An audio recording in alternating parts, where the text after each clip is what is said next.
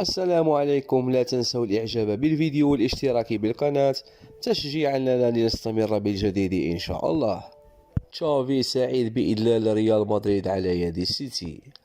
اعترف تشافي هرنانديز المدير الفني لبرشلونة بأن فريق مانشستر سيتي هو الأفضل في العالم بالفترة الحالية. السيتي نجح في إذلال ريال مدريد بنتيجة عريضة في لقاء الإياب الذي جمعهما الأربعاء الماضي بنصف نهائي دوري أبطال أوروبا.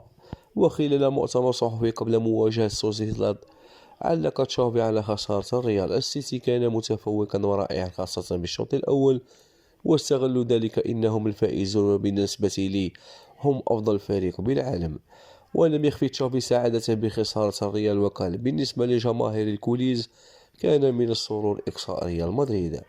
وختم: القيمة ليست في أن مدريد خسر، المقياس هو رؤية الجماهير فرحة في برشلونة. عندما ترى الناس بهذا الحماس فهذا لا يقدر بثمن. كان مهما أن يتغلب السيتي على ريال مدريد.